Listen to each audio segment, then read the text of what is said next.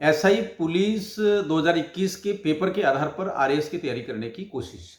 एकदम सटीक कोशिश। अभी तक हम 60 प्रश्न कर चुके हैं, 20-20 के स्लॉट में 3। आज हम प्रश्न नंबर 61 से 80 अर्थात चौथे चरण में पहुंचे हैं।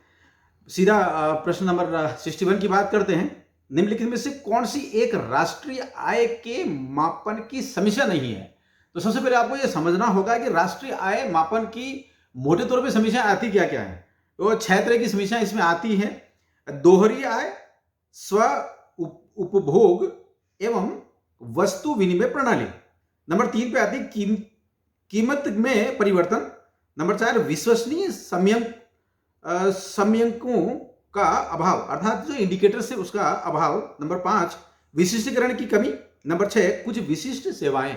यदि आपने एनसीईआरटी पढ़ी है और उसमें इन 6 समीक्षाओं को आपने देख लिया, ढंग से समझ भी लिया है, तो आपको यह पता लगेगा कि इनमें 6 में से अगर कोई है तो वो है, और इन 6 को छोड़कर अगर कोई नया आया है तो वो कौन सी है। तो इसमें जो उत्तर दे रखा है बहिष्करण एवं समावेश की समस्या। वास्तव में जो बहिष्करण है वो एक सोशल प्रॉब्लम है कि समाज के बाहर कर दिया जाता है कि नहीं, तुमसे रोटी बेटी का संबंध नहीं करेंगे, तेरे यहाँ आयोजन होंगे तो हम नहीं आएंगे, ऐसा तरह के कुछ जाति पंचायत द्वारा तय किया जाता है। इस तरह की बहिष्करण होता है। समावेशी इंक्लूसिव, उसको किसी बंदे को शामिल नहीं करते, पार्टिसिपेट नहीं करने देते, इस तरह की। तो वह एक सामाजिक प्रॉब्लम है। ये कहीं पर भी राष्ट्रीय आय के मापन की समस्या नहीं है। ठीक है, प्रश्न नंबर 62 की तरफ आगे बढ़ते हैं। निम्नलिखित में से कौन सा एक साख नियंत्रण का गुणात्मक उपकरण है? अब गुणात्मक उपकरण है की बात कर रहे हैं और साख नियंत्रण की बात हो रही है। बहुत बारीकी से समझना होगा। इसमें जो इसका जो सही उत्तर है वह बैंक दर है। बैंक दर साख नियंत्रण का उपकरण तो है ही, लेकिन बैंक दर का जब बढ़ा देते हैं या घटा देते हैं तो असर क्या होता है, इस बात को भी समझ लें। जब बैंक दर बढ़ा देते हैं तो साख निर्माण होता है और बैंक दर घटा देते हैं तो साख नियंत्रण होता है। और जब जब भी बैंक दर को घटाते हैं तब ब्याज की दर दोनों में बैंक को वृद्धि करनी पड़ती है, और इस प्रकार से जो ऋण है उसको प्राप्त करने में थोड़ी कठिनाई हो जाती है, ऋण थोड़ा महंगा हो जाता है। इस तरीके से साख नियंत्रित होती है और यह है बैंक दर। दूसरे जो विकल्प दे रखे हैं उनके बारे में भी कॉन्सेप्ट तक जाने की कोशिश हम सभी को करनी चाहिए। प्रश्न नंबर 63, एसडीआई 2020 में भारत में लैंगिक विकास सूचकांक क्या था? अब जो एचडीआई है, मानव विकास प्रतिवेदन है, वह लगातार इस पर कोई ना कोई प्रश्न आता रहा है और कंटिन्यूस आगे की तरफ आता रहा है। एक इंडिकेटर जो दिया है वह इंडिकेटर लैंगिक विकास सूचकांक के संबंध में है। अब लैंगिक विकास सूचकांक होता क्या है? इसका हेल्थ, नॉलेज और लिविंग स्टैंडर्ड के जो 3 इंडिकेटर हैं, इसके आधार पर यह मूल्यांकन किया जाता है कि महिलाओं और पुरुषों के जीवन स्तर में कितना अंतर है। तो इसका जो उत्तर है एसडीआई 2020 रिपोर्ट का वह है 0.820। ये इसका उत्तर है। और एसडीआई की रिपोर्ट निश्चित रूप से सभी को देखनी चाहिए और गहनता देखनी चाहिए। प्रश्न को कोशिश करेंगे उसमें से कितने प्रश्न संभावित निकल रहे हैं। प्रश्न नंबर 64, आर्थिक समीक्षा 2020-21 के अनुसार राज्य के आर्थिक विकास के संदर्भ में निम्न में से कौन सा कथन सत्य है? 4 कथन दे रखे हैं। सत्य काफी डिटेल करना पड़ेगा, अपनी बुद्धि लगानी पड़ेगी। तो इसमें जो दे रखे हैं उसका सही उत्तर आपको बता दूं, सकल राज्य घरेलू उत्पाद के अनुसार वृद्धि दर, यह इसका सही उत्तर है। और जो दूसरे पैरामीटर्स हैं, यदि आप आर्थिक समीक्षा पढ़ेंगे 2020-21 तो उसमें काफी सारी चीजें दे रखी है, वो वेरी करती हैं और वेरी करती हैं। तो आपको ये भी देखना है कि जैसे बड़ा इंटरेस्टिंग एक फैक्ट है नंबर 4 पे दे रखा, जो मेरे पास पेपर है उसमें, सकल राज्य मूल्य वर्धन में कृषि क्षेत्र का योगदान स्थिर कीमतों पर न्यूनतम रहा, जबकि न्यूनतम नहीं रहा, बढ़ा है। तो इस तरह के फैक्ट्स आपको इसमें नजर आएंगे। लेकिन यह है कि आर्थिक समीक्षा के जो भी पैरामीटर दे रखे हैं, अगेन आपको एक संकेत करता है कि आर्थिक समीक्षा आने वाली परीक्षा में बहुत कीमती होगा। अब प्रश्न नंबर 65 की तरफ आगे बढ़ते हैं और जो 65 नंबर प्रश्न है वह यह कह रहा है कि राजस्थान में जीवन धारा योजना का संबंध किससे है? सीधा उत्तर है कुओं से सिंचाई। जो इसमें जो पेपर नंबर जो मुझे पेपर मिला है उसमें नंबर 3 पे है सिंचाई कुओं का निर्माण, सिंचाई कुओं का निर्माण और कुओं से सिंचाई। और इसमें इसको मिलियन वेल नाम की एक योजना थी पुरानी, वही योजना है। यह 1993-94 में तत्कालीन सरकार द्वारा शुरू की गई थी और मॉडिफाइड तरीके से कहीं ना कहीं आज भी चल रही है। तो यह कुओं का निर्माण जो विशेष तौर पे सिंचाई के उद्देश्य के लिए इसका रहा है, जीवन धारा योजना। नंबर 66 की तरफ आगे बढ़ते हैं। प्रधानमंत्री मातृ वंदना योजना के तहत लाभार्थियों को यानी कि महिलाओं को पहले बच्चे के जन्म पर कितनी राशि दी जाती है? योजना बहुत सिंपल है, प्रधानमंत्री मातृ वंदना योजना। जो लाभार्थी होती है महिला पहले बच्चे के बर्थ पे, तो 5,000 रुपये मिलती है। इसमें सीधा जवाब है स्टैटिक्स है, इसमें कोई बहुत ज्यादा समझने वाली बात नहीं है। प्रश्न नंबर 67, एम्स एंड नीति। यह सबसे पहले समझने वाली बात है कि राजस्थान में एम्स एंड नीति 2021 का उद्देश्य है। और उद्देश्य इसमें 1 2 3 दे रखा। जो सही उद्देश्य है उसकी तरफ आगे बढ़ते हैं, वह है प्रदेश में माइनिंग क्षेत्र में खानों से निकलने वाले अवशिष्ट वेस्ट की समस्या का समाधान। ऐसा लगता है यही है, और क्योंकि बाकी कहीं आ नहीं रहा। इसका जो एम सैंड जो नीति है उसकी कुछ डिटेल्स हैं आपके सामने रखते हैं। एम सैंड का मतलब होता है मैग्निफैक्चर्ड सैंड, उत्पादित की हुई है, प्रोसेस की हुई बजरी है, रेत है। और एम सैंड कोई खनिज होगा या ओवरबर्डन है, उसको क्रशिंग द्वारा निर्मित किया जाता है और एक निर्धारित मानक है, कोड है, जिस कोड को बोलते हैं IS कोड 383/2016। इस मानक तक उसको तैयार किया जाता है और फिर बजरी के विकल्प के रूप में इसको काम में लिया जाता है। और पंचायती राज संस्थाओं में 25% तक एम सैंड उपयोगी की स्वीकृति। महत्वपूर्ण बात यह है कि पिछले दिनों आपका राजस्थान में जो बनास में निकलती है बजरी, उसको लेकर बहुत विवाद रहे हैं। सुप्रीम कोर्ट और जो NGT है, नेशनल ग्रीन ट्रिब्यूनल, उसे बहुत सारे डायरेक्शंस दिए हैं और उसकी पालना में सरकार को यह एक नीति लानी पड़ी है। और इस नीति को लाने का जो सबसे बड़ा जो उद्देश्य और एक समस्या है वह यही नजर आ रही है कि जो ओवरबर्डन है, जो अवशिष्ट है खानों से निकलने वाला, उसकी समस्या का समाधान करना है और बजरी का एक विकल्प उपलब्ध कराना है। इस बात को समझते हुए आप इस प्रश्न का समाधान करेंगे तो बैठ जाएगा। प्रश्न नंबर 68 ये कह रहा है कि लागत प्रेरित कारकों में से कौन सा मुद्रास्फीति का एक कारण नहीं है? तो मुद्रास्फीति क्या है वो समझना है, फिर उसका कारण नहीं है ये समझना। इसका अर्थात ये है कि मुद्रास्फीति के जो कारण है पहले उसको एस्टेब्लिश करो। जो मुद्रास्फीति के कारण है वो सबसे पहले अपने उस कारकों को देखते हैं। तो उत्पादन आपूर्ति में उतार चढ़ाव, दोनों के बीच में कोई इंबैलेंस हुआ तो यह एक कारण है। नंबर 2, उत्पादकता से अधिक वेतन वृद्धि, पैसा ज्यादा आ गया तो एकदम डिमांड बढ़ेगी। अप्रत्यक्ष करों की लागत मूल्य बढ़ाकर सामग्री का मूल्य बढ़ाना। नेक्स्ट है ढांचागत विकास में कमी या दोष। और नंबर 5 है जो प्रशासित मूल्य है, कॉस्ट है, उसमें वृद्धि करना। ये इसके मूल कारक हैं मूल्य वृद्धि के। लेकिन इसमें जो दे रखा है प्रश्न में, उसमें घाटे की वित्त व्यवस्था इसका नहीं है, ये कोई कारण नहीं है। घाटे की व्यवस्था तब होती है जब आय कम हो और व्यय ज्यादा हो। बजट में जब ये दिखाया जाता है GDP के रेफरेंस में, तो ये इस तरह का एक कॉन्सेप्ट आता है। ये बजट का एक पार्ट है और इसी तरीके से घाटे का बजट भी उसको कहते हैं। तो ये मूल्य वृद्धि के साथ कनेक्शन नहीं है। थोड़ा सजगता के साथ अगर इस प्रश्न को देखेंगे तो बैठ जाएगा। प्रश्न नंबर 69 और ये मजदूरों के कल्याण से संबंधित है। निम्न में से केंद्र सरकार की योजना, कौन सी योजना असंगठित क्षेत्र के कर्मचारियों हेतु केंद्रित नहीं है? अगेन ये देखना, कैटेगराइजेशन करना है कि जो असंगठित क्षेत्र के कर्मचारी हैं उनके लिए कौन कौन सी हैं, पहले ये निकाल लीजिए, तो जो बाकी बचेगी वो नहीं हो जाएगी। तो प्रधानमंत्री श्रम योगी मानधन योजना, ये मजदूरों को पेंशन देने के लिए 36,000 रुपये पूरे सालाना में, एक साल में मिलते हैं। स्वावलंबन योजना गरीब और जो असंगठित क्षेत्र है उसके लिए है, तो निश्चित रूप से असंगठित क्षेत्र का है। अटल पेंशन योजना असंगठित श्रमिकों के लिए है और जिनकी 60 साल की उम्र हो गई है उनको प्रति माह एक निश्चित राशि दी जाती है, यह है। परंतु इसमें एक दीनदयाल उपाध्याय अंत्योदय योजना है, यह लाइवलीहुड और स्किल डेवलपमेंट से रिलेटेड है, इस कारण यह नहीं है। तो दीनदयाल उपाध्याय अंत्योदय योजना इसका उत्तर हुआ। परंतु जिस तरीके से प्रश्न दिया है, बाउंसर है, देखना है, बहुत सावधानी से परखना है, क्योंकि आपको नहीं है वाला निकालना है, मतलब बड़ा मुश्किल से उसमें से जवाब निकाल के बाहर लाना है। प्रश्न नंबर 70 की तरफ आगे बढ़ते हैं। सुमेल करना है, कुछ परियोजना है और कुछ वित्तीय संस्था है। और ये राजस्थान सरकार से संबंधित है, राजस्थान राज्य से संबंधित है। तो इसमें ABCD 4 परियोजना दे रखी है। अब इसमें देखना है कि वित्तीय संस्था कौन सी है। पहले देखते हैं वानिकी एवं जैव विविधता परियोजना फेज 2। फेज 1 तक तो अपडेट थे सभी, वानिकी और जैव विविधता परियोजना फेज 2, तो ये तो एकदम जापानी योजना और उसके साथ कनेक्ट हो रहा था। तो निश्चित रूप से यहां पर भी Japan international cooperation agency JICA, इसमें शॉर्ट में रहेगा JICA, तो आपको कहीं ना कहीं डिस्टर्ब कर सकता है, तो डिटेल देखने की जरूरत है।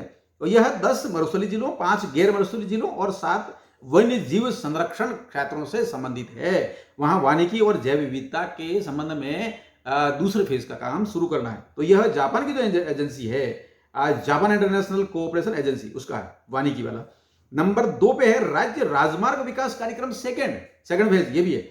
यह है WP, अर्थात WP मीन्स वर्ल्ड बैंक। अगर आपको वर्ल्ड बैंक देखना है, वर्ल्ड बैंक का राजस्थान सरकार के साथ क्या हुआ उसको देखना, तो आप देखेंगे 250 मिलियन का लोन राज्य सरकार को मिला है। इसका उद्देश्य है to build the state capacity to better manage its highways and improve traffic flow on selected highways in Rajasthan.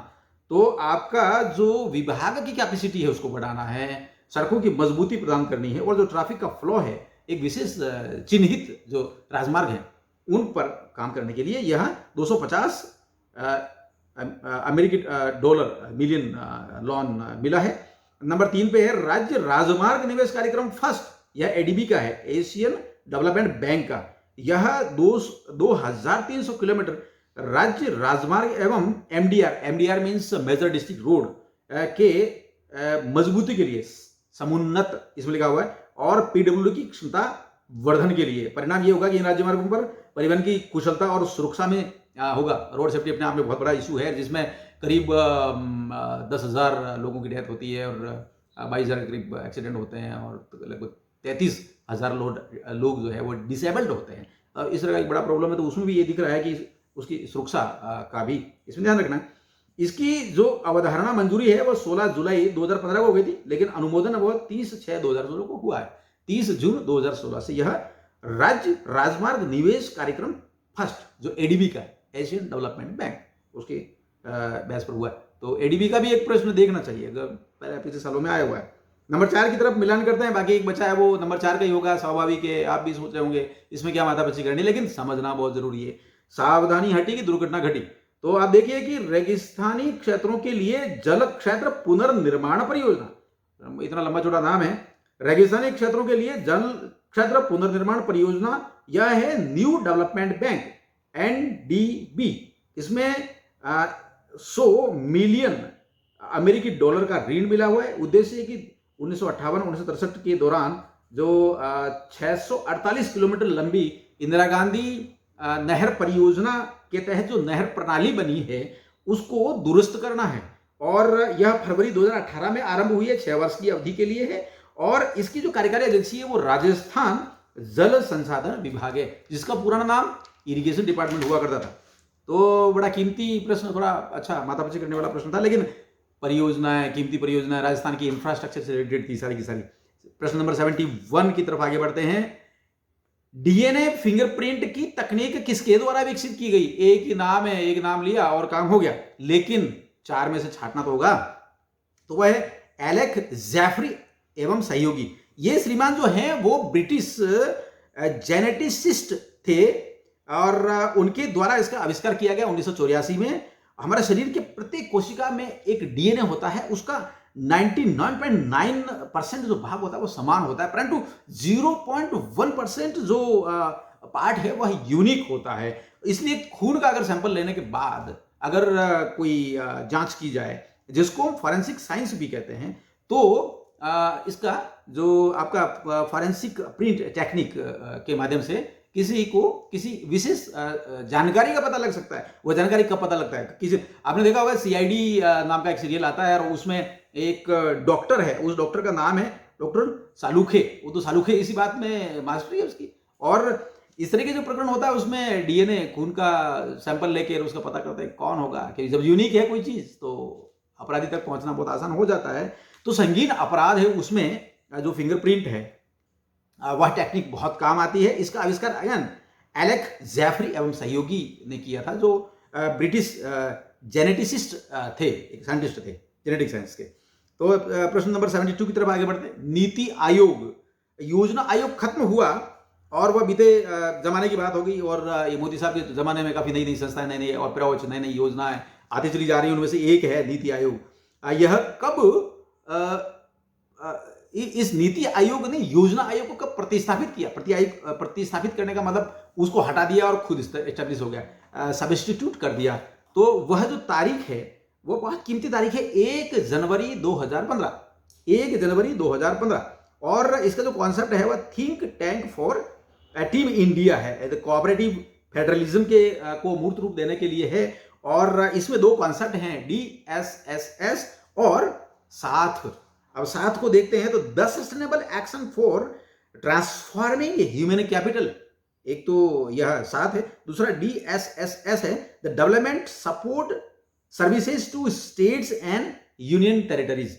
यह एक कॉन्सेप्ट है। इसका हेडक्वार्टर दिल्ली में है निश्चित रूप से, और इसका जो चेयरमैन है वो पदेन प्रधानमंत्री भारत के होते हैं, नरेंद्र मोदी जी। और इसका जो फाउंडर है, ये भी एक बहुत सिंपल बात है लेकिन जानकारी बहुत जरूरी है, यह नेशनल डेमोक्रेटिक अलायंस जो NDA है उसके द्वारा स्थापित किया गया, 2015 में सरकार बन चुकी थी। अब वो प्रश्न नंबर 73 की तरफ, अपने निवेश के बदले में एक शेयर धारक प्राप्त करता है, क्या प्राप्त करता है? तो सबसे पहले निवेश को समझना है कि निवेश में से अपने पैसे को लगाना किसी प्रोजेक्ट में, किसी कंपनी के साथ, तो उसके बाद उसको मिलता क्या है शेयर के बदले।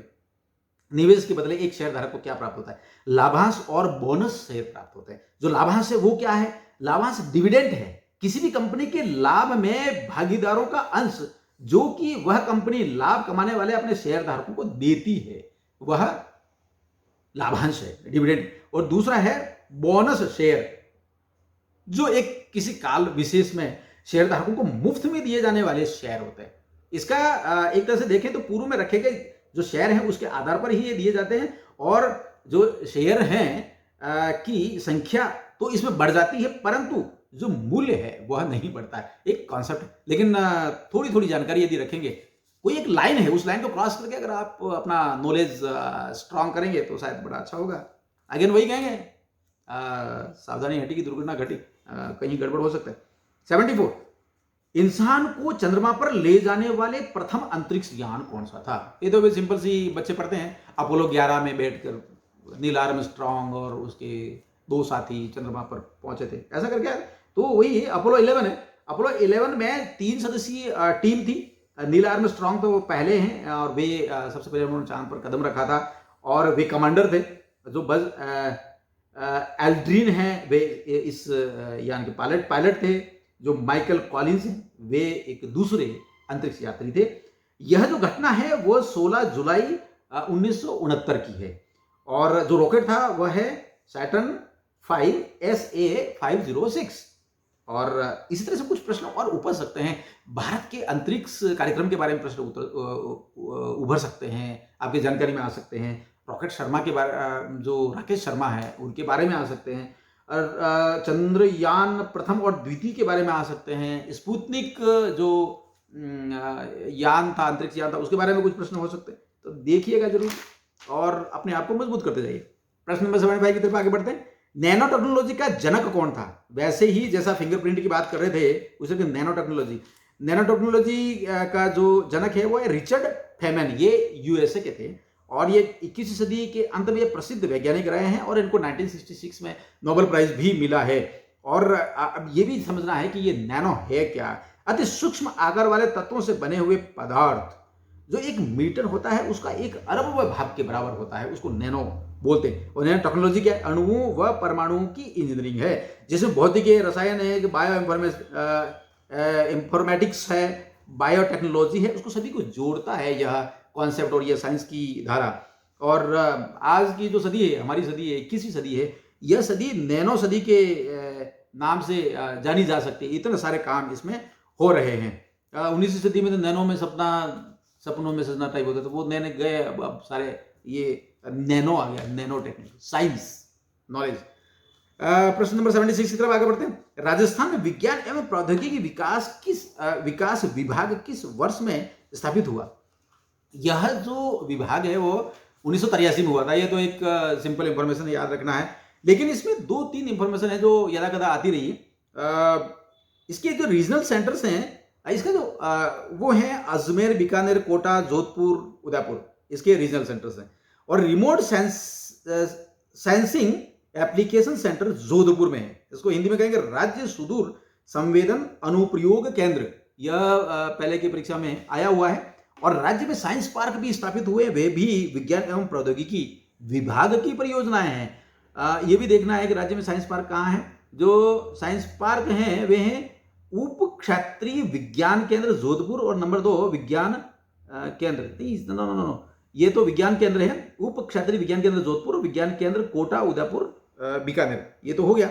इसके अलावा जो साइंस पार्क है वे क्षेत्रीय विज्ञान केंद्र एवं विज्ञान उद्यान साइंस पार्क जयपुर, यह शास्त्री नगर में है, जयपुर में। नंबर 2 पे विज्ञान उद्यान यानी कि साइंस पार्क झालावाड़ और साइंस पार्क नवलगढ़ झुंझुनू। झालावाड़, झुंझुनू का नवलगढ़ और जयपुर का शास्त्री नगर। यहाँ पर 3 जगह पे राजस्थान में साइंस पार्क है। यह एक कीमती इंफॉर्मेशन है जो याद रखनी चाहिए। प्रश्न नंबर 77 की तरफ आगे बढ़ते हैं। क्रायोप्रोटेक्टेंट ये क्या है? एक मतलब रेगुलर एक नाम है और ये नाम एक सब्सटेंस की तरफ ले जाता है और जो है कि बायोलॉजिकल जो टिश्यूज हैं उसको फ्रीजिंग डैमेज जो होता है उससे बचाता है, मतलब एक तरह से बचा के रखता है। किसी भी चीज़ को स्टोर करते हैं तो वे कौन कौन से हैं? तो इसमें कौन सा नहीं है ये पूछा तो बड़ा एक बात हो जाती है कि आपको सबसे पहले ये देखना है कि कौन कौन से हैं। तो जो कौन जो हैं वो हैं सुक्रोज, DMSO और ग्लिसरॉल। अब देखते हैं कि सुक्रोज तो अपने आप में ठीक है, एक ग्लूकोज और एक फैक्टोज के मॉलिक्यूल जब मिलते हैं तो इस तरह का निर्माण होता है। DMSO di methyl sulpho oxide.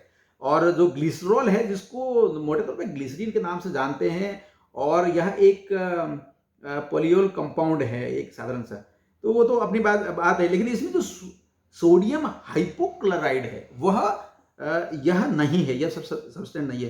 Cryo protectant नहीं है।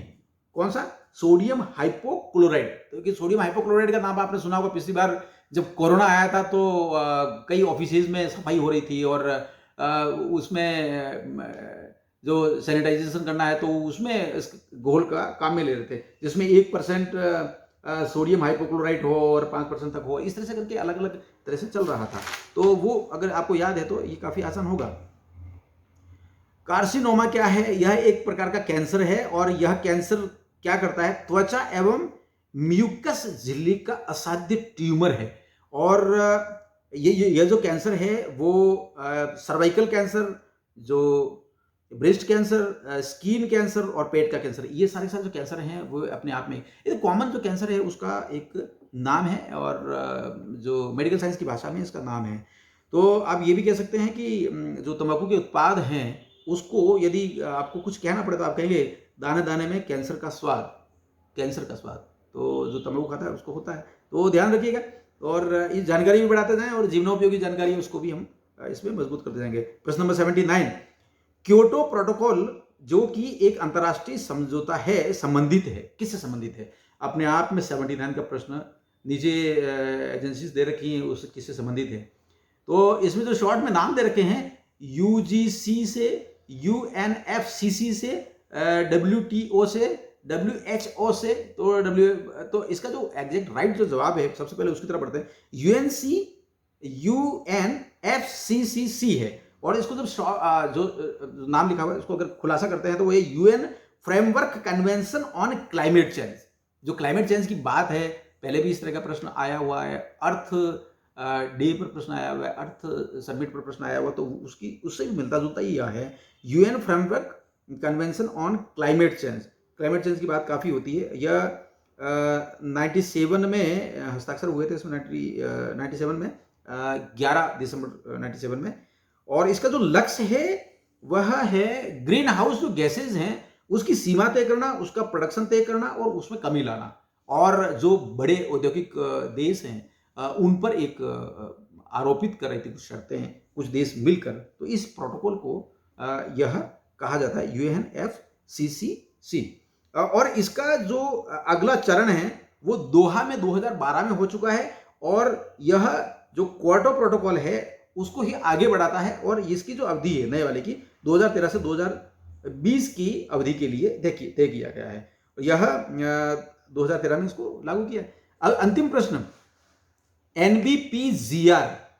अब NBPZR राजस्थान में NBPZR का प्रादेशिक केंद्र कहां स्थित है? सबसे पहले समझना है कि NBPZR क्या है? The national bureau of plant genetics resources. यह ICAR Indian council of agriculture research का एक पार्ट है और यह 1935 से कार्य कर रहा था, लेकिन 1977 में यह वर्तमान रूप में आ गया जिसको NBPZR कहते हैं। इसके रीजनल सेंटर्स पूरे देश में जगह जगह बिखरे हुए हैं, उसमें से एक सेंटर राजस्थान में है। वो राजस्थान में कहां है, यही है प्रश्न और इस प्रश्न का जवाब है जोधपुर। जो अन्य जो रीजनल सेंटर्स हैं वे शिमला हिमाचल प्रदेश, थ्रूसूर केरला, अकोला महाराष्ट्र, शिलोंग मेघालय, भोवाली उत्तराखंड, कटक उड़ीसा और हैदराबाद जो आंध्र प्रदेश का पार्ट है, रांची झारखंड, श्रीनगर जम्मू एंड कश्मीर। इस तरह के प्रश्न हैं और यह जो सेंटर है NBPZR यह खेती की नई नई जो टेक्निक होती हैं उन पर शोध करता है और उसके बाद जो रिपोर्ट देता है उसी के अनुरूप नई खेती की जाती है, उत्पादन बढ़ता है और न केवल उत्पादन बढ़ता है, उत्पादकता भी बढ़ती है और देश में खाद्य सुरक्षा सहित दूसरे भी काम होते हैं।